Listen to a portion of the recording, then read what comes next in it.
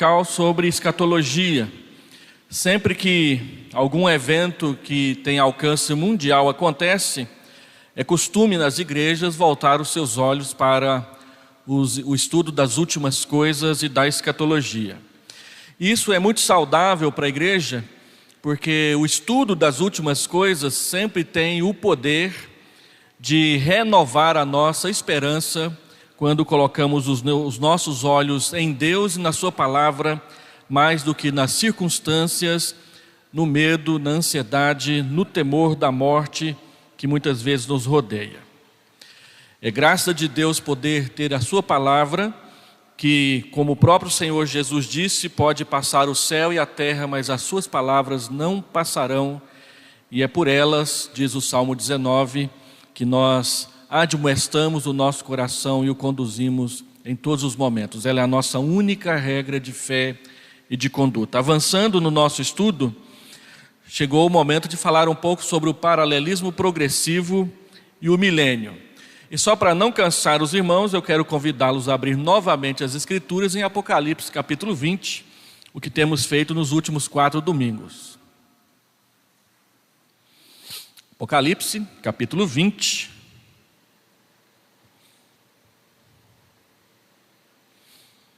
Do verso 1 ao verso 6. Então vi descer do céu um anjo. Tinha na mão a chave do abismo e uma grande corrente. Ele segurou o dragão, a antiga serpente, que é o diabo, Satanás, e o prendeu por 1000 anos. Lançou-o no abismo, fechou-o e pôs selo sobre ele, para que não mais enganasse as nações até se completarem os 1000 anos. Depois disto, é necessário que ele seja solto por pouco tempo. Vi também tronos, e nestes sentaram-se aqueles aos quais foi dada a autoridade de julgar. Vi ainda as almas dos decapitados por causa do testemunho de Jesus, bem como por causa da palavra de Deus, tantos quantos não adoraram a besta, nem tampouco a sua imagem, e não receberam a marca na fronte e na mão, e viveram e reinaram com Cristo durante 1000 anos. Os restantes dos mortos não reviveram até que se completassem os 1000 anos. Esta é a primeira ressurreição. Bem-aventurado e santo é aquele que tem parte na primeira ressurreição. Sobre estes a segunda morte não tem autoridade.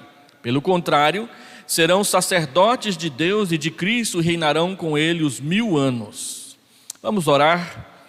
Pai Santo, nós estamos diante da Tua palavra, que é a verdade, e temos a responsabilidade de interpretá-la com seriedade e com segurança para conduzir o Teu povo no Teu caminho. Dá-nos, Senhor Deus, a graça, a misericórdia e a bondade e a luz do Teu Espírito para que possamos crescer e sermos edificados enquanto igreja para a glória do Teu nome e para o crescimento na nossa fé. Pedimos essas bênçãos no nome do Senhor Jesus. Amém e amém. Meus irmãos, nós vamos falar então sobre o paralelismo progressivo, que é um método de interpretação do livro de Apocalipse, muito conhecido especialmente no meio da teologia reformada, e boa parte dos teólogos e dos estudiosos de linha de teologia reformada adotam o paralelismo progressivo com as suas variantes dentro do seu esboço de teologia. Esse aqui é um esboço, mais ou menos, de como funciona o paralelismo progressivo. É importante dizer, e com honestidade fazê-lo, que como o paralelismo progressivo é também um método de interpretação, ele tem as suas vantagens e ele tem as suas desvantagens, ele também tem os seus problemas. Há perguntas que são feitas na aplicação do método, que quem o abraça, quem o adota, tem que enfrentar de vez em quando uma saia justa, porque como todo método, ele tem as suas dificuldades. No entanto, para nós que defendemos o amilenismo como a forma correta de interpretar as últimas coisas, o paralelismo progressivo é um método que é bastante adequado para fazê-lo. O que esse método diz? Ele diz que quando nós olhamos para o livro de Apocalipse, ele é dividido em 7 sessões paralelas, e que cada uma dessas sessões cobre toda a nova dispensação da primeira e a segunda vinda de Cristo. O que quer dizer isso? Que cada sessão do livro de Apocalipse, as sessões são capítulo 1 a 3, capítulo 4 a 7, capítulo 8 a 11, capítulo 12 a 14, capítulo 15 a 16, 17 a 19, e a última sessão, capítulo 20 a 22. Cada uma dessas sessões, ela trabalha nesses capítulos desde o início da era cristã, a primeira vinda de Cristo, até a segunda vinda de Cristo. O que isso quer dizer?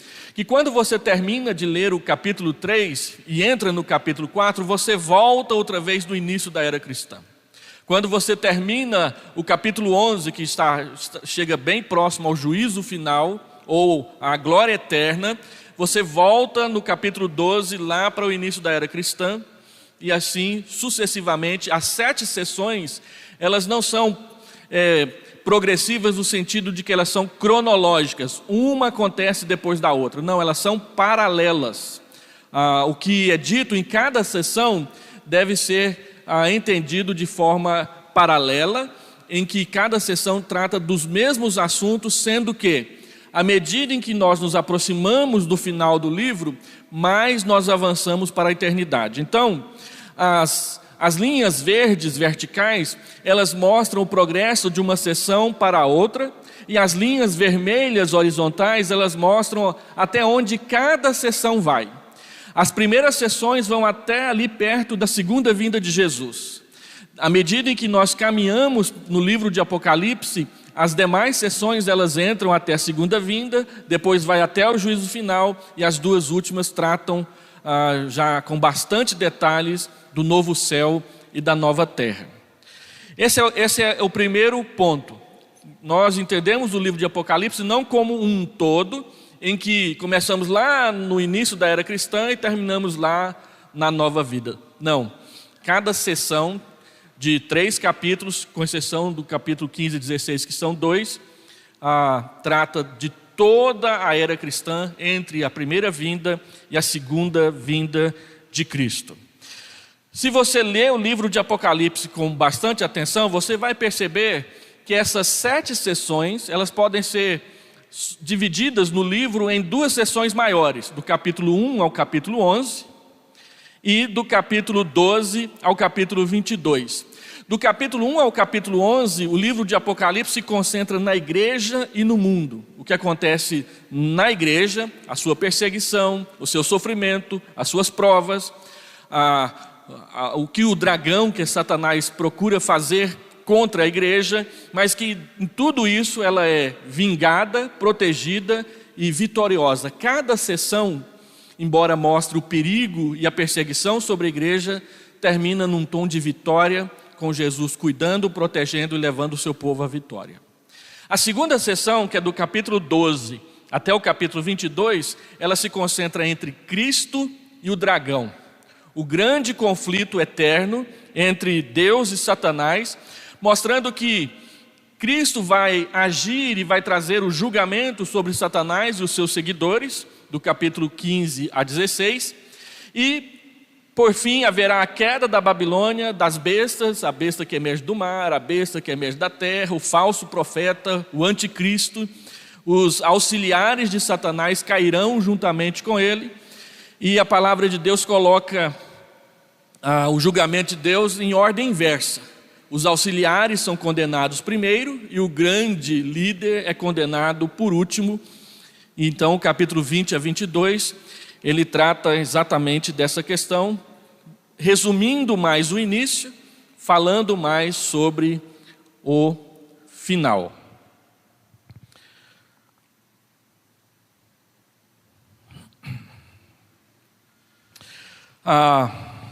A terceira forma de entender esse gráfico é que o livro de Apocalipse ele é uma unidade. Os princípios de conduta humana e do governo moral de Deus, eles são progressivamente revelados. Os candeeiros lá no capítulo 1 vão dar lugar os selos vão dar lugar às trombetas, as trombetas vão dar lugar às taças, de tal forma que é tudo interligado, não tem nada aleatório ou separado um do outro. Quarto, as 7 sessões do Apocalipse, elas são organizadas em ordem climática e não cronológica. É o tema que cresce diante dos nossos olhos, e não a cronologia. Não é a questão do relógio marcando as horas, as datas, os anos, mas é o assunto. O grande conflito entre Deus e Satanás, ele vai se tornando cada vez mais forte, mais profundo, até o seu desfecho final na grande vitória do nosso Salvador. O que quer dizer que às vezes nós olhamos para o livro do Apocalipse e achamos que é um livro tenebroso, porque tem dragão, tem besta, tem terremoto, tem pedra que é lançada da montanha, e que há muito sofrimento, há muita morte, tem gente decapitada para tudo quanto é lado, mas a palavra de Deus sempre termina dizendo: esses vencerão. Aquele que vencer se assentará comigo no meu trono. Aquele que vencer vai receber um novo nome. Aquele que vencer irá vestir vestiduras brancas. E o livro traz 7 bem-aventuranças para aqueles que perseverarem na sua fé com o Cordeiro. Então existe um progresso na ênfase escatológica. O juízo final, ele é primeiramente anunciado, depois ele é apresentado e por fim ele é descrito nos seus mínimos detalhes. Então diz que ele vai acontecer, diz que ele chegou e mostra como será. Há um crescimento na forma de apresentar o tema dentro do próprio livro. Igualmente, o novo céu e a nova terra, eles são descritos e mais plenamente apresentados na última sessão, que é o capítulo 20, o 21 e o 22. Em quinto lugar, a estrutura do livro consiste de figuras móveis. Os detalhes que pertencem à figura devem ser interpretados em harmonia com o pensamento central, e 2 perguntas sempre precisam ser feitas quando nós olhamos para uma figura do Apocalipse. Qual que é a figura inteira? Muitos dos comentários de Apocalipse se concentram nos detalhes da figura, mas o que ela é inteira, no todo? E a segunda pergunta: qual que é o conceito predominante na descrição dessa figura? Então, às vezes nós ficamos assim assustados com o dragão que cospe fogo, que lança água e corre atrás da mulher grávida, e perdemos de vista o significado da figura, que é a perseguição de Satanás com a igreja, com Jesus, e sempre no final Deus dá livramento.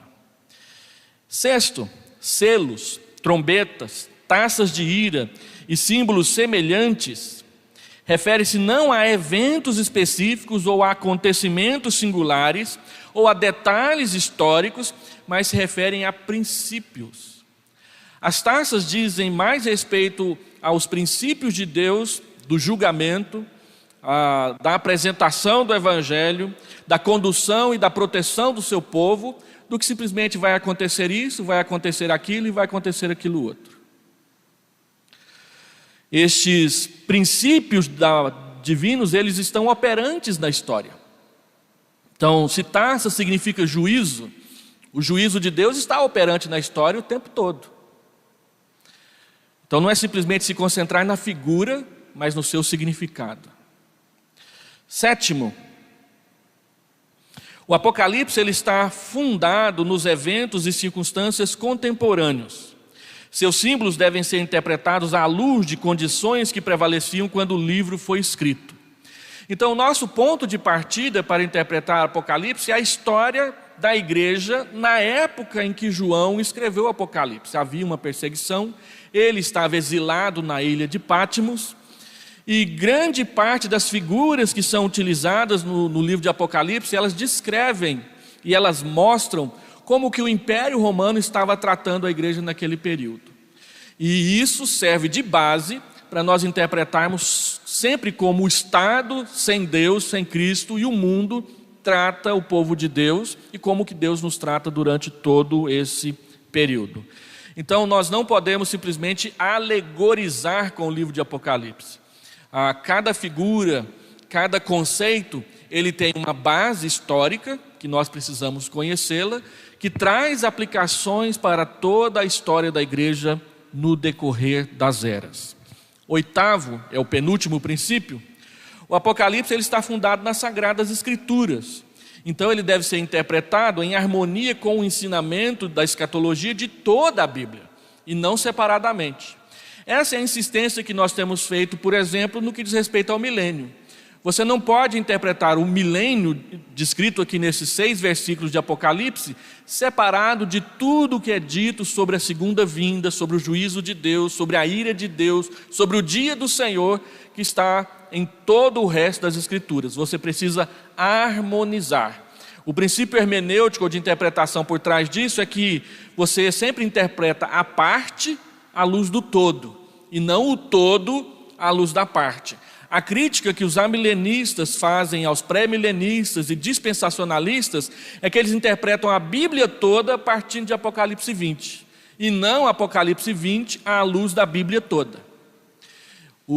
Você sempre tem que entender o livro de Apocalipse dentro da Bíblia, e não a Bíblia dentro do Apocalipse. E o último princípio, o livro de Apocalipse ele está fundado na mente e na revelação de Deus em Cristo, que é o seu autor real. Não foi João que inventou o Apocalipse, foi Deus quem o revelou para ele. Então este livro contém o propósito de Deus concernente à história da igreja. Eu estava pesquisando na internet para encontrar alguma figura para ajudar a melhorar o meu PowerPoint, e entrei num site amilenista norte-americano. E lá tinha 2 padres conversando, e eles estavam falando sobre cinema. Então eles disseram assim: não dá para ler o livro de Apocalipse, ele é cheio de spoiler a respeito do final. Ou seja, ele só fica contando o que vai acontecer antes de você assistir. Então o livro de Apocalipse é isso, ele está dizendo: olha o que vai acontecer. Agora, o final, você já sabe.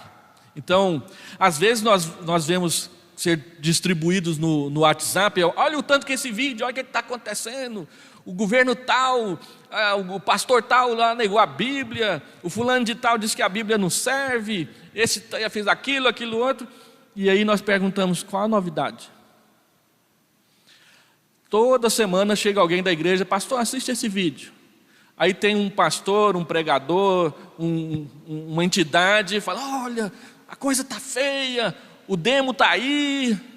E ele sempre esteve. Nós ficamos assustados porque nós não confiamos no que a Escritura diz. E o próprio livro de Apocalipse ele diz o seguinte: é difícil, está complicado, vai piorar, mas no final quem ganha é a gente. Então a gente já sabe qual é o final.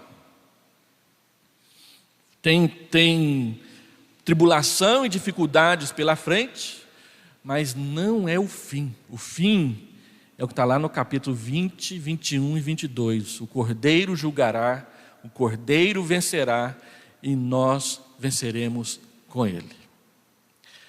A mensagem de Apocalipse é: parece que é um caos, mas tudo está sob controle. Deus sabe o que Ele está fazendo.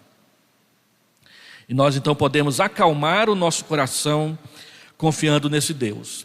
Então, de acordo com essa posição do paralelismo progressivo, o livro do Apocalipse consiste em 7 sessões que se desenrolam paralelamente entre si, cada uma delas retratando a igreja e o mundo desde a época da primeira vinda do Senhor Jesus, lá no Novo Testamento, até o tempo da sua segunda vinda, do julgamento final e da entrada definitiva na eternidade. Capítulo 1 a capítulo 3, nós temos Cristo em meio aos candeeiros. Os candeeiros são as igrejas, os anjos são os pastores das igrejas. O capítulo 1 ao capítulo 3 mostra claramente que o Senhor está no nosso meio. O fato de Jesus estar no nosso meio traz preocupação, porque Ele está olhando para a nossa luz, para ver como ela está, mas traz segurança, porque quem está no nosso meio, cuidando da luz dos candeeiros, é o próprio Senhor da igreja. A segunda sessão, capítulo 4 a 7, João sai da terra, vai para o céu, e a primeira visão que ele tem é do trono. No trono ele vê um cordeiro todo manchado de sangue, mas os seres viventes que estão ao redor do trono, quando olham para o trono, vem o leão da tribo de Judá. É o cordeiro que foi morto, mas vive, e por fim se levantará para governar todas as coisas. Do capítulo 8 ao capítulo 11, nós temos as 7 trombetas. Deixa eu descrever aqui.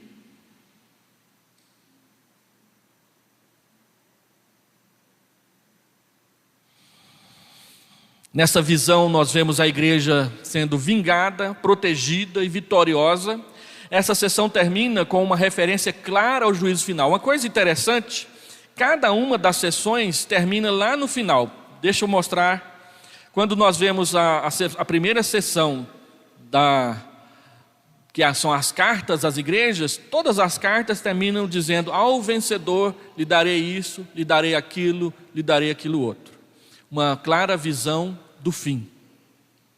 Depois, na sessão do capítulo 4 a 7, é exatamente aqui que fica claro para nós que as sessões são paralelas, porque existe no capítulo 6, versículo 15 e versículo 17, uma referência ao juízo final. Ele diz: os reis da terra, os grandes, os comandantes, os ricos, os poderosos, e todo escravo e todo livre se esconderam nas cavernas e nos penhascos dos montes, e disseram aos montes e aos rochedos: caí sobre nós, escondei-nos da face daquele que se assenta no trono e da ira do Cordeiro, porque chegou o grande dia da ira deles, e quem é que pode ficar de pé?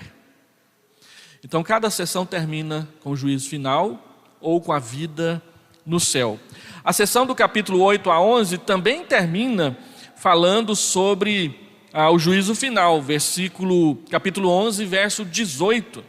Na verdade, as nações se enfureceram, chegou, porém, a tua ira e o tempo determinado para serem julgados os mortos, para se dar ao galardão aos teus servos, os profetas, aos santos e aos que temem o teu nome, assim aos pequenos como aos grandes, e para destruíres os que destroem a terra.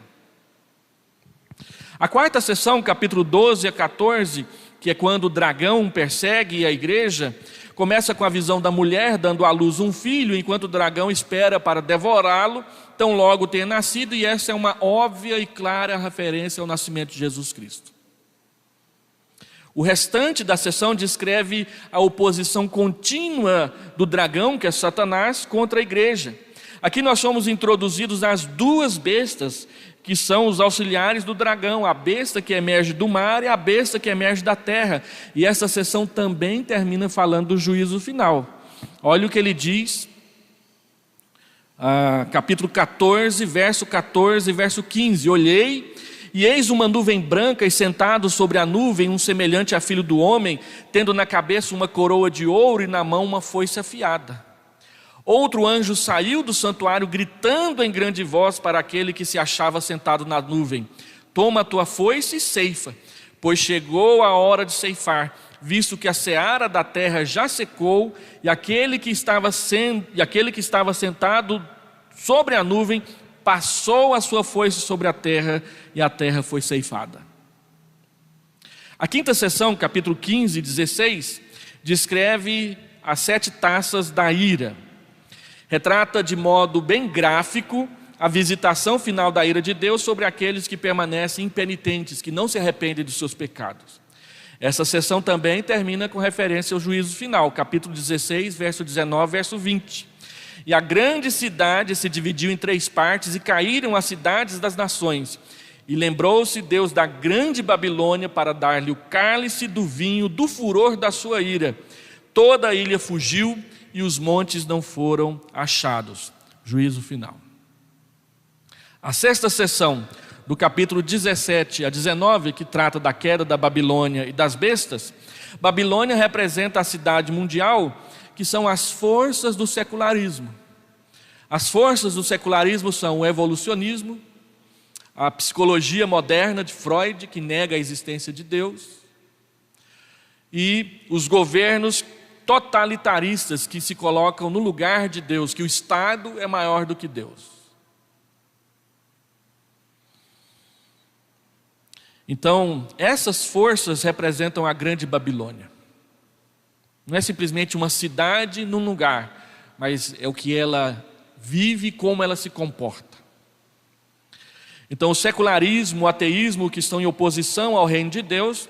O final do capítulo 19 retrata a queda dos dois auxiliares do dragão, a besta que emerge do mar e o falso profeta que possivelmente é a besta que emerge da terra.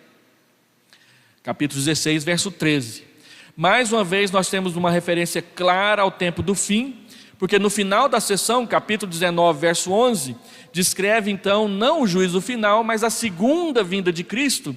Como eu disse, vai avançando cada vez um pouquinho mais. E ele então diz: vi o céu aberto e eis um cavalo branco. O seu cavaleiro se chama Fiel e Verdadeiro, julga e peleja com justiça. Mais adiante no capítulo é apresentado o castigo final dos dois auxiliares do dragão. E vi a besta e os reis da terra com seus exércitos, congregados para pelejarem contra aquele que estava montado no cavalo, o cavalo branco, e contra o seu exército. Mas a besta foi aprisionada, e com ela o falso profeta que, com os sinais feitos diante dela, seduziu aqueles que receberam a marca da besta e eram os adoradores da sua imagem. Os dois foram lançados vivos dentro do lago do fogo que arde com enxofre. A sétima e última sessão, que nos interessa, capítulo 20 a 22, narra a condenação do dragão, que é Satanás, completando dessa forma a descrição da destruição dos inimigos de Cristo. O juízo final e o castigo final dos ímpios estão descritos no capítulo 20. Vi um grande trono branco e aquele que nele se assenta. Vi também os mortos, os grandes e os pequenos, os poderosos e os insignificantes, postos em pé diante do trono. Hitler, Ayatollah Khomeini, Ivan o Terrível, Napoleão Bonaparte e tantos outros em pé diante do trono. Filipenses capítulo 2 diz que todos eles vão se ajoelhar e dizer: Jesus Cristo é o Senhor. Nesse momento, não para serem salvos, mas para serem condenados. Então, postos de pé diante do trono, então se abriram livros, ainda outro livro, o livro da vida foi aberto, e os mortos foram julgados segundo as suas obras. Então a morte e o inferno foram lançados para dentro do lago de fogo. O lago de fogo é pior que a morte, pior que o inferno. Esta é a segunda morte. Qual que é a segunda morte? Ser lançado no lago de fogo. E essa expressão é importante porque ela aparece no capítulo 20, de 1 a 6. Então, e se alguém não foi achado inscrito no livro da vida, esse foi lançado para dentro do lago de fogo, versículo 11, 12, 14 e 15. Em adição a esta sessão, descreve então o triunfo final de Cristo e a sua igreja, e o universo renovado, aqui chamado de novos céus e nova terra, com uma descrição de como que é a vida lá, a mesma, muito parecida com a descrição do novo céu e da nova terra de Apocalipse, de Isaías 65 e 66. Então, embora estas 7 sessões sejam paralelas entre si, elas também revelam um certo progresso escatológico. A última sessão, por exemplo, nos leva mais longe dentro do futuro do que as outras sessões. Embora o juízo final já tenha sido descrito resumidamente no capítulo 6, versículo 12 a 17, ele só é apresentado em maior detalhe no capítulo 20, de 11 a 15. Embora o gozo final dos redimidos na vida por vir já tenha sido esboçado em 7, 15 a 17, ele somente é descrito detalhadamente no capítulo 21, versículo 1 até o capítulo 22, versículo 5. Que é aquele texto que a gente gosta de citar em dia de luto: ele enxugará dos olhos toda lágrima e a vida vai ser uma bênção na eternidade. Por isso, este método de interpretação é chamado de paralelismo progressivo. Encontramos a progressão escatológica nessas 7 sessões, não apenas em relação a cada sessão, mas também no que diz respeito ao livro como um todo. Se admitirmos que o livro de Apocalipse retrata a luta de Cristo e sua igreja, por um lado, contra os inimigos de Cristo e da igreja pelo outro, podemos dizer que a primeira metade do livro, capítulo 1 a 11, descreve a luta na terra.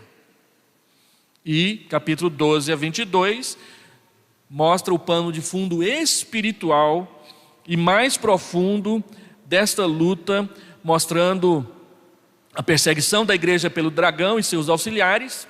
E à luz dessa análise, vemos como a última seção do livro, capítulo 20 a 22, se encaixa bem nesse tipo de interpretação. Porque quando você lê o primeiro versículo de Apocalipse 20, ele diz: então vi descer do céu um anjo e tinha na mão a chave do abismo e uma grande corrente. Ele segurou o dragão, a antiga serpente, que é o diabo, Satanás, e o prendeu por 1000 anos. Lançou-o no abismo, não no lago de fogo. O abismo é um buraco sem fundo, que a Bíblia sempre usa para falar do lugar para onde Satanás gosta de ficar. Mas ainda não é o lago de fogo. Então, o versículo 1 não está tratando lá do juízo final. O versículo 1 está tratando de quando Jesus veio à terra. Quando Jesus veio à terra, Satanás foi aprisionado. Aprisionado não no sentido de que ele não pode fazer nada. Aprisionado no sentido de que toda a sua ação foi restrita. E o texto é bem claro em dizer que ele foi aprisionado, versículo 3, para que não mais enganasse as nações até se completarem os 1000 anos. Tem alguns irmãos que estão assistindo a novela Gênesis, né? E se você é um cristão verdadeiro, toda hora que eles falam assim, pelos deuses, você fala assim, né? E aí você fica perguntando, mas será que era assim mesmo? Toda hora era um Deus para isso, um Deus para aquilo, era um Deus para resolver a sexualidade, era um Deus para resolver a plantação, era um Deus para resolver isso, era um monte de deuses, cada um para uma coisa. Então, o que Apocalipse está dizendo é que Satanás enganava as nações, mas depois da chegada de Jesus e com a grande comissão para a pregação do Evangelho, ele não engana mais como enganava antes. Ele pode lutar contra o Evangelho, mas ele não pode impedir o Evangelho. É interessante, Paulo diz em 2 Tessalonicenses 3, que quando ele quis voltar a Tessalônica para dar uma assistência pastoral aos Tessalonicenses, ele termina o primeiro livro de Tessalonicenses dizendo que Satanás lhe barrou o caminho. Literalmente, Satanás se colocou na frente. É interessante você observar que quando Paulo diz que Satanás se colocou na frente para impedir que ele pregasse o evangelho em Tessalônica, Paulo fala sobre oração. E ele termina 2 Tessalonicenses capítulo 3 dizendo: o Senhor nos conduza até vós. O Senhor nos conduza até vós. E ele sempre pede oração para que, ao falar do evangelho, ele fale sem impedimento. E quando ele pensou que não conseguiria pregar o evangelho com sucesso em 1 Coríntios, Atos capítulo 18 diz que Deus veio visitá-lo e disse: não temas, fala e não te cales, porque eu tenho muito povo nessa cidade. Então, o Senhor Jesus diz em Mateus 16 que as portas do inferno não prevalecerão contra a igreja. Irmãos, nós não estamos na defensiva, nós estamos no ataque.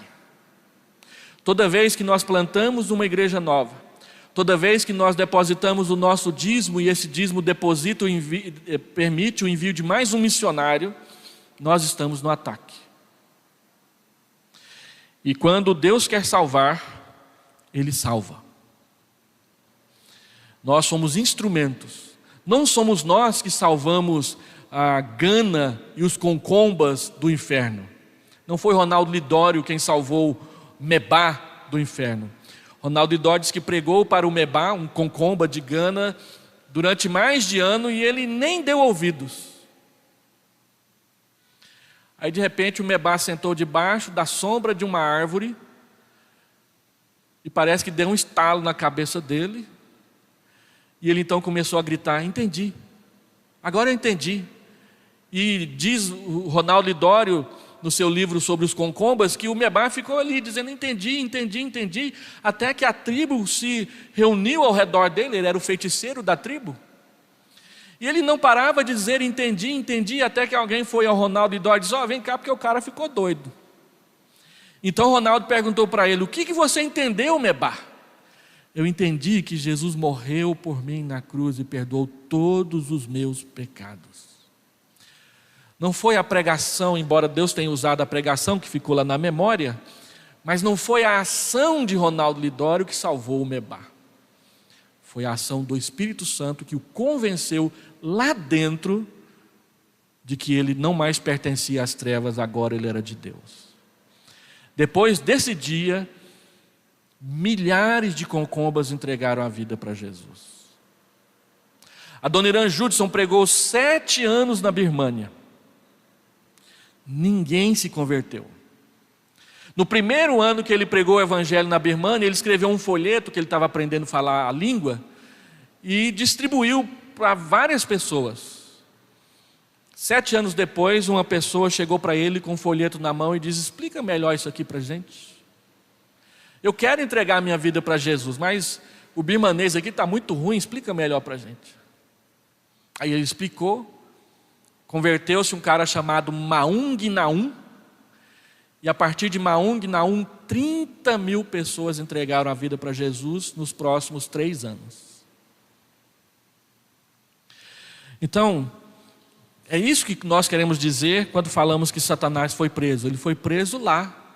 E o texto aqui diz que mais no final ele será solto. E aí sim nós estamos falando do período da grande tribulação que antecede o juízo final. Então vem coisa feia pela frente.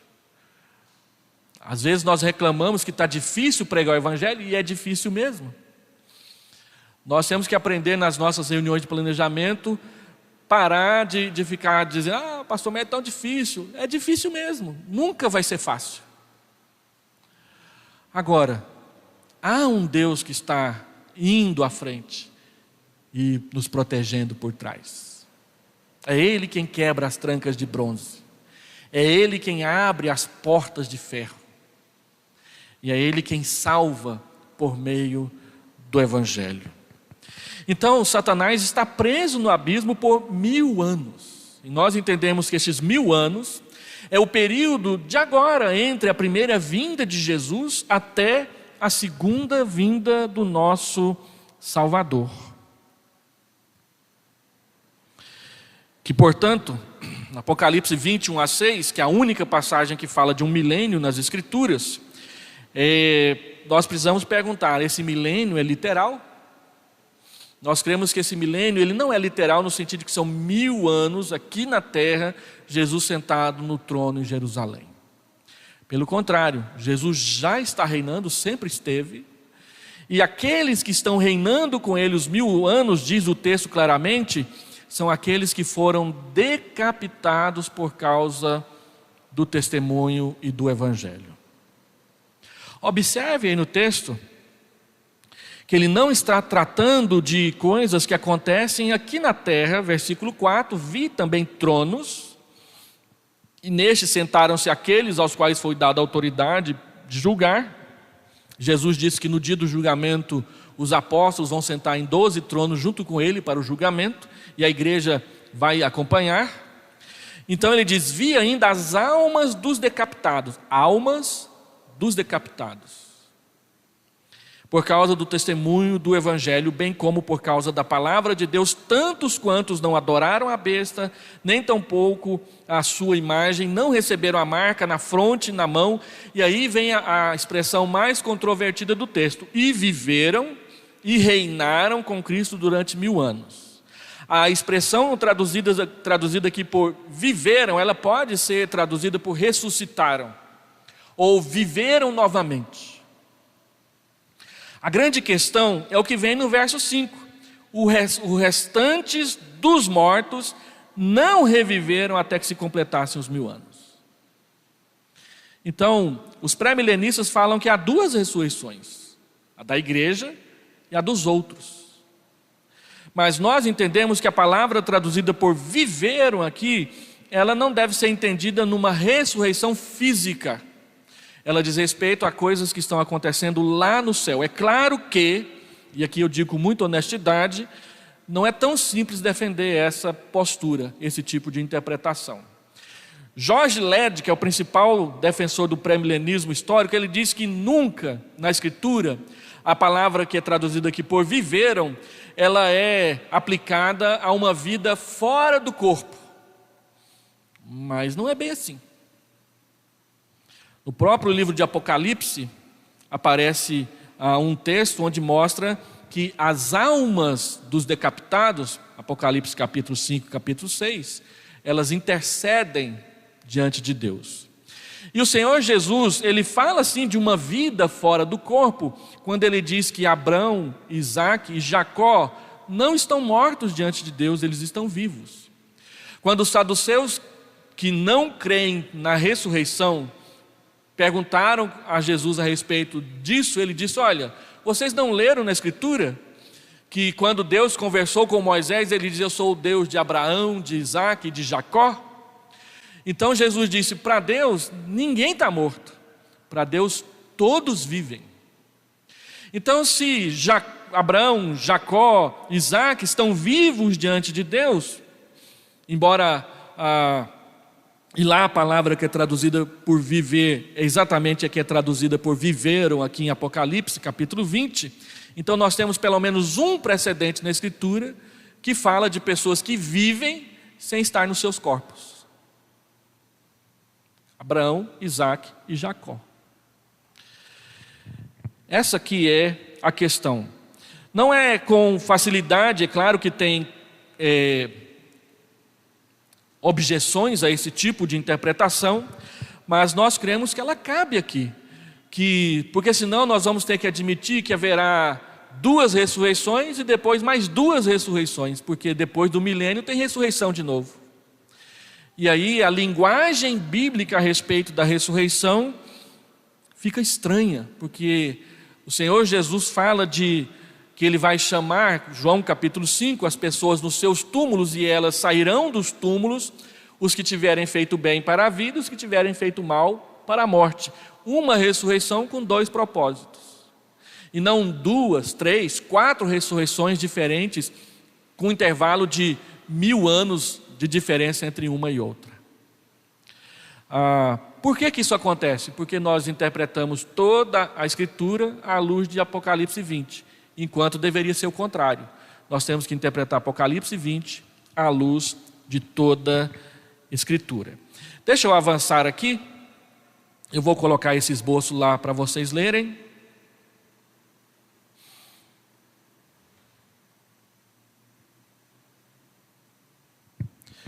Eu não passei nenhuma vez aqui o negócio, né?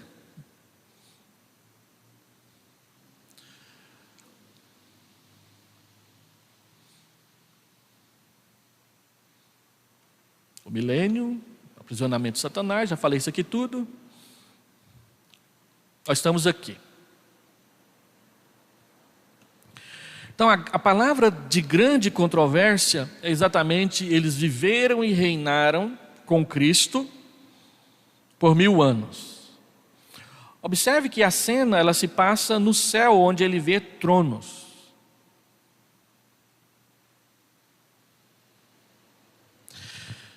Se acrescentarmos a isso que ele está vendo as almas dos decapitados, nós somos levados a concluir que o local da visão de João foi agora transferido para o céu. E podemos dizer que, embora o período de 1000 anos descrito nestes 6 versos seja inteiramente o mesmo, os versos 1 a 3 descrevem o que se passa na terra durante esta época, e os versos 4 a 6 retratam o que acontece no céu, por causa do paralelismo progressivo.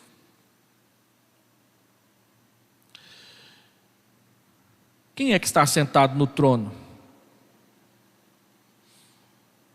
Pessoas que viveram. A primeira sentença do verso 4 descreve os crentes que morreram, a quem João vê assentados em tronos, compartilhando do reinado de Cristo e exercendo sua autoridade em realizar julgamentos. Este reinado é um cumprimento de uma promessa anteriormente registrada no livro de Apocalipse, capítulo 3, versículo 21. Aquele que vencer, eu darei o direito de sentar comigo no meu trono, assim como eu venci e me sentei com o Pai no seu trono. Então, quando ele fala das almas dos decapitados por causa do testemunho de Jesus, bem como por causa da sua palavra, as palavras as almas dos decapitados se referem obviamente aos mártires, cristãos fiéis que preferiram antes entregar as suas vidas a negar o seu Salvador. Essa passagem, na verdade, é paralela a 6:9, quando ele abriu o 5º selo, vi debaixo do altar as almas daqueles que tinham sido mortos por causa da palavra de Deus e por causa do testemunho que sustentava. Então, o que está escrito em Apocalipse 20 não é novidade dentro do livro de Apocalipse. Ele já tinha mencionado esses mortos no capítulo 6. Quando João adiciona o fato de que estes escritos não adoraram a besta, nem tampouco a sua imagem, ele está descrevendo melhor os mártires. Aprendemos em Apocalipse 13:15 que aqueles que se recusassem a adorar a imagem da besta deveriam ser mortos. A visão, portanto, se refere às almas de todos os cristãos que morreram, mas especialmente às almas daqueles que morreram como mártires por causa da sua lealdade a Jesus.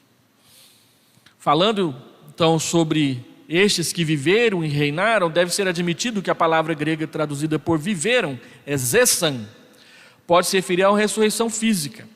Mas João está falando aqui sobre uma ressurreição bem específica a partir da 2ª sentença do verso 5. Essa é a primeira ressurreição. E aqueles que participam da primeira ressurreição jamais participarão da segunda morte, que é a condenação eterna. Logo,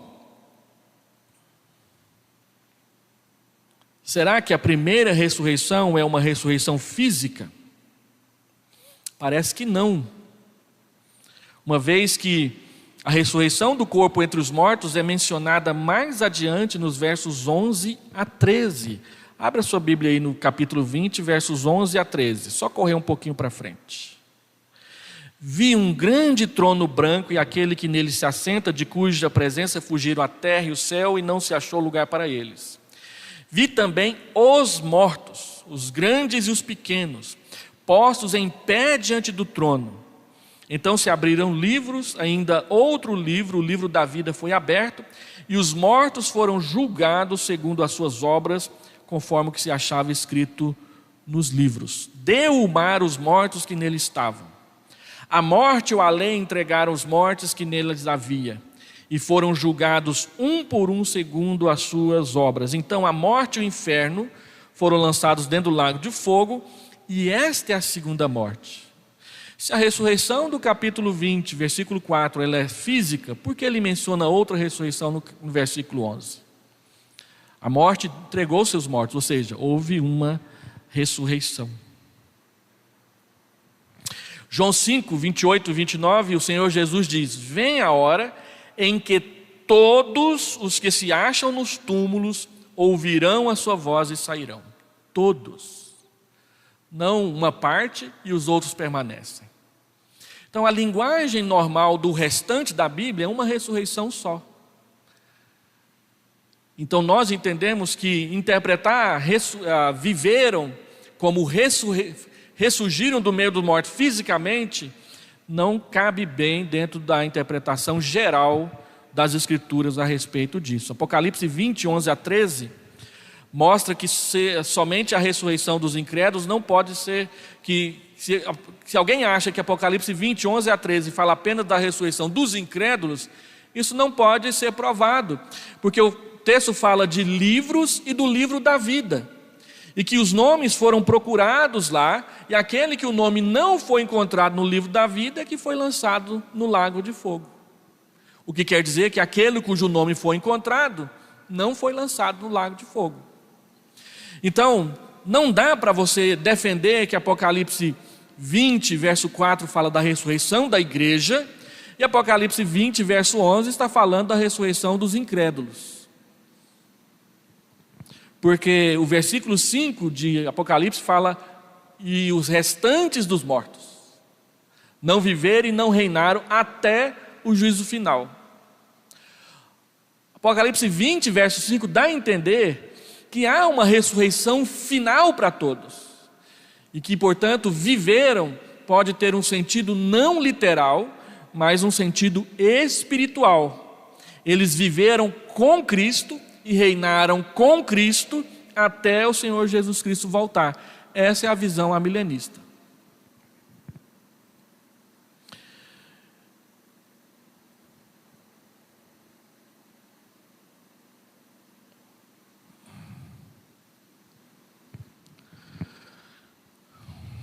Deixa eu ver se eu tenho mais alguma coisa aqui. Não tem. Deixa eu ir para o final aqui então. Para o nosso propósito, contudo, é importante que quando Jesus conversa com os saduceus sobre eles não crerem na ressurreição, Joséfo, no seu livro Antiguidades, ele diz que os saduceus, eles não negavam apenas a ressurreição do corpo, mas eles também negavam a existência continuada da alma após a morte. Eles criam numa aniquilação. Quando alguém morre, ele deixa de existir. Era a crença dos saduceus. Os saduceus eram os teólogos liberais daquela época. Os fariseus criam em anjo, milagre, ressurreição e alma. Os saduceus não criam em anjo, não criam em ressurreição, não criam em alma nessas coisas. E os saduceus é que eram sacerdotes. Olhe na mão de quem que estava a religião do povo. Então, quando o Senhor Jesus mostrou para os saduceus que há vida após a morte, porque Deus considera Abraão, Jacó e Isaac vivos, isso dá para nós entendermos por que Apocalipse então se refere às almas dos decapitados e aos mártires como orando lá no céu. Nós não sabemos exatamente como estão os que morreram em Cristo, mas o Senhor Jesus diz que eles estão no paraíso. E Apocalipse 14, verso 13, diz que as nossas boas obras nos acompanham.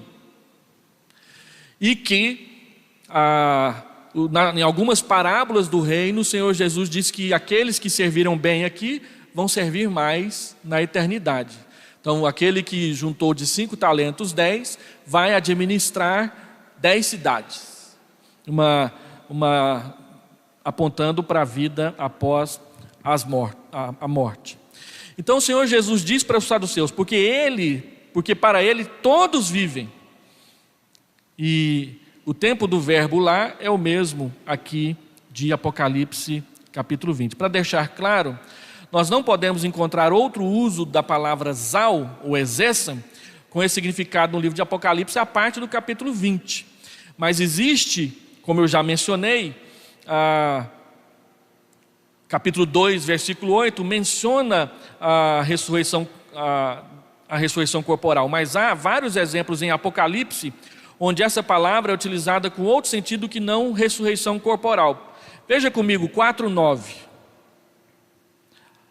Deixa eu abrir aqui, no outro lugar aqui, para eu não perder. Apocalipse 4:9.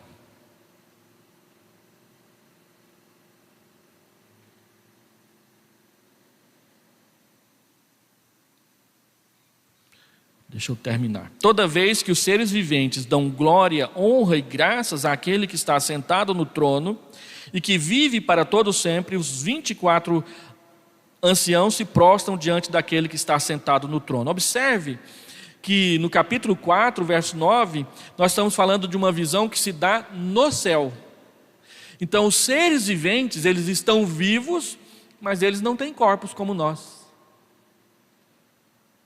Então existe vida à parte do corpo. Os gregos estavam errados quando falavam que o corpo era simplesmente uma casca, uma prisão para a alma.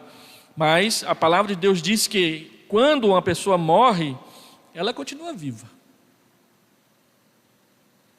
Outro texto, versículo 10, nós lá lemos, capítulo 7, verso 2.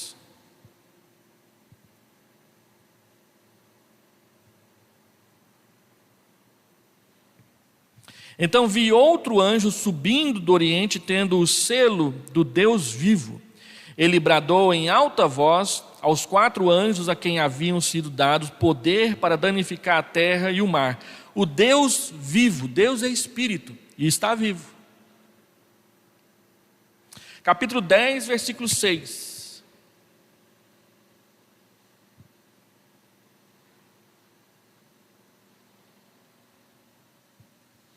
E jurou por aquele que vive para todo sempre, que criou os céus e tudo o que neles há, a terra e tudo o que nele há, e o mar e tudo o que nele há, dizendo: não haverá mais demora. Aquele que vive para sempre, vida fora do corpo. A mesma coisa você vai encontrar em 15, 7. Então, quando diz que Deus vive para sempre, e 3, 1, a palavra é utilizada para descrever o que podemos chamar de vida espiritual, fica claro que que a palavra viver não é usada só quando alguém está no corpo. Existe, porém, um paralelo no livro de Apocalipse, em 6, 9 a 11, quando ele abriu o 5º selo, vi debaixo do altar as almas daqueles que tinham sido mortos por causa da palavra de Deus e por causa do testemunho que sustentavam. Estes mortos clamaram. Eles estão mortos, eles estão no céu e eles oram. É daqui que a Igreja Católica tira a ideia de intercessão dos santos. Nós não cremos assim, mas a palavra de Deus diz que a morte não é um completo estado de inatividade, ainda que em alguns momentos do Novo Testamento diz que aqueles que morreram dormem no Senhor. Eles dormem para nós, mas não para Deus. E cada um deles, o texto continua dizendo, foi dado uma vestidura branca e lhes disseram que repousassem ainda por um pouco de tempo, até que também se completasse o número dos seus conservos e seus irmãos que iriam ser mortos, como igualmente eles foram.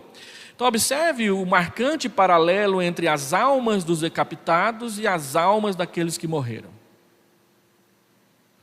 Ambas as visões tratam de crentes que foram mortos, aparentemente. As almas dos mártires mortos, descritos em 6, 9 a 11, estão conscientes e com elas se pode falar. A elas foram dadas roupas para se vestirem e lhe foi dito que fossem descansar. As vestiduras brancas e o descanso sugerem que elas estão experimentando uma espécie de felicidade provisória no céu. A Bíblia chama o céu de paraíso para aqueles que morreram. Mas eles ainda não foram aperfeiçoados porque não aconteceu a ressurreição. Só quando acontecer a ressurreição é que eles vão experimentar o céu em plenitude, porque a Bíblia diz que só se experimentará o céu em plenitude após a ressurreição e o grande julgamento, o juízo final.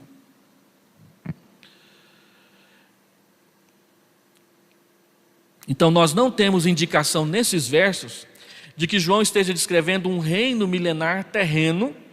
A cena, conforme vimos, ela se passa no céu, por isso eu coloquei essas nuvenzinhas aí. Nos versos 4 a 6 não é dito coisa alguma acerca da terra, da Palestina, de como será o reino dos judeus, Jesus sentado no trono de Jerusalém. Não fala nada disso ali. E nada é dito aqui acerca dos crentes que ainda estejam sobre a terra durante o reino milenar. Está falando de gente morta. E os que estão vivos? Porque ela fala das almas dos decapitados, fala dos outros mortos e não fala absolutamente nada dos vivos. Como é que vai ser esse pessoal no milênio? Então este reino milenar não é algo que deve ser aguardado no futuro.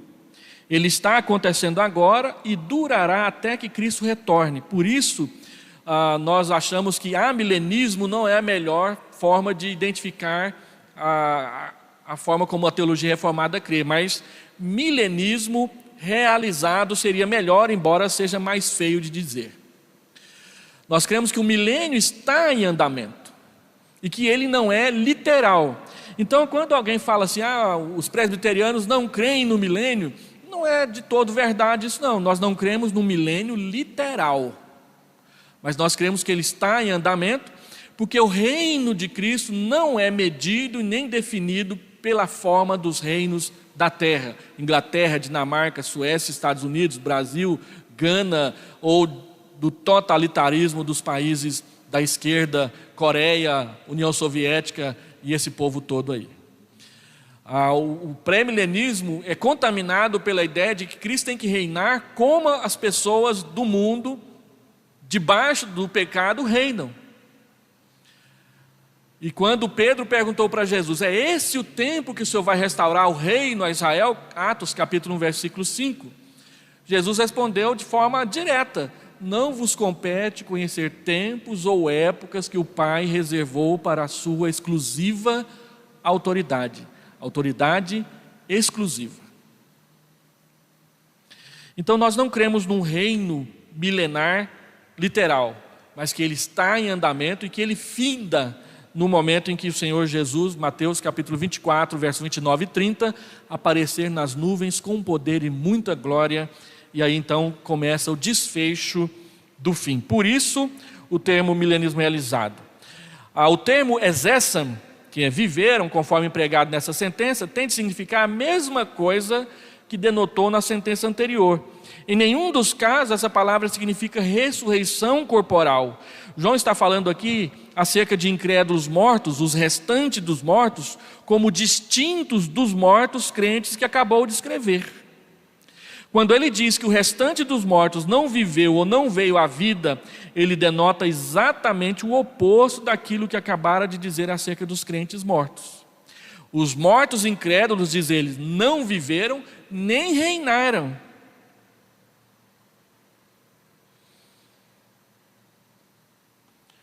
Durante o período dos 1000 anos. Enquanto os crentes desfrutam após a morte de um novo tipo de vida com Cristo no céu, que nós não temos como definir exatamente, no qual eles compartilham do reinado de Cristo, os incrédulos, após a morte, não compartilham nem desta vida, nem deste reino. O uso da palavra até completar no verso 5, não implica que esses incrédulos mortos viverão e reinarão com Cristo após o milênio findar. Se esse fosse o caso, nós teríamos de esperar uma afirmação clara nesse sentido. Observe também que, quando encontramos a expressão até que se completaram os 1000 anos, no verso 3, ali, porém, a expressão vem seguida de uma declaração explícita, indicando que algo diferente acontecerá após o final destes 1000 anos, que Satanás será solto. Mas quando fala de novo no milênio, do verso 4 a 6, não fala nada, absolutamente nada. Então, as palavras até se completarem os 1000 anos não são seguidas por outra declaração que pudesse indicar que os mortos virão à vida após ter findado os 1000 anos. No verso 6 fica claro que estes incrédulos mortos, após o término dos 1000 anos, experimentarão a segunda morte. Quando terminar os 1000 anos, eles vão ser julgados. É claro que o pré-milenismo diz que é isso que vai acontecer no final do milênio. Mas nós achamos que é um anticlímax. Ter uma ressurreição, ter que esperar mais 1000 anos para ter outra ressurreição. E mais uma terceira, porque quem estiver vivo e vai morrer no milênio, também vai ter que ressuscitar. E aí nós vamos ter 2 ressurreições de crentes e uma ressurreição de incrédulos. No mínimo 3 ressurreições. Se Apocalipse 20, verso 3 e verso 4 estão falando de uma ressurreição literal. Quando João afirma, versículo 5, a segunda parte, esta é a primeira ressurreição, essas palavras retratam o que aconteceu aos crentes mortos, a quem João estava descrevendo no final do verso 4. À luz do que nós dizemos até aqui, as palavras não estão descrevendo uma ressurreição corporal, mas antes uma transição da morte física para a vida no céu com Cristo, denominada no texto como uma ressurreição. Na verdade, o uso incomum do termo, o uso é incomum, mas perfeitamente compreensível face ao pano de fundo do contexto anterior. Isso é realmente uma forma de ressurreição, pois pessoas que são consideradas mortas são agora vistas como vivas no sentido muito real do termo. A expressão a primeira ressurreição realmente implica que haverá uma segunda ressurreição. Então, Nós cremos que a segunda ressurreição é a ressurreição final de crentes e não crentes para o juízo final. E que essa primeira ressurreição ela não é literal, mas ela diz respeito a algo que acontece lá no céu, nesse período dos 1000 anos não literais do reinado de Cristo. Para concluir, o texto diz no verso 6, bem-aventurado e santo. O livro de Apocalipse tem 7 bem-aventuranças, essa é a última. Bem-aventurado e santo é aquele que tem parte na primeira ressurreição. As palavras seguintes nos dão razão para esta felicidade. Sobre esses, a segunda morte não tem autoridade. A segunda morte significa punição eterna. Essas palavras acerca da segunda morte implicam que a primeira ressurreição que João acabou de mencionar não é uma ressurreição corporal. Pois se devêssemos considerar os crentes aqui como tendo sido fisicamente ressuscitados, com corpos glorificados, eles estarão desfrutando da plenitude do céu, mas não estão. Porque Hebreus diz que eles só experimentarão isso quando todos os crentes de todas as épocas forem reunidos no céu com eles. Ao longo de todo o período de 1000 anos, esses crentes adoram e servem a Cristo no céu. Não sabemos exatamente como, mas eles o fazem. Essa é uma das razões porque quando nós fazemos prelúdio e pós-lúdio no culto, é para ficar claro que a adoração não acontece só quando nós cantamos, quando nós ouvimos a palavra, quando nós nos reunimos. Ela já estava acontecendo antes no céu, por toda a eternidade, e ela continuará acontecendo depois que o nosso culto acabar e formos embora, porque Deus é adorado eternamente pelos seus santos anjos e pelos eleitos que estão aguardando a ressurreição do corpo. Essa é a interpretação amilenista de Apocalipse 20, verso 1 a 6. Eu confesso que eu não sou a pessoa mais indicada e mais versátil nesse tema. Muitos vão chegar em casa e ficar falando assim, o que o pastor falou mesmo? Mas é melhor a gente começar tropeçando do que nunca falar nada e ficar vendo os irmãos arrancando os cabelos por causa de cada vídeo novo que é postado no WhatsApp dizendo que o anticristo está chegando e ele vai aparecer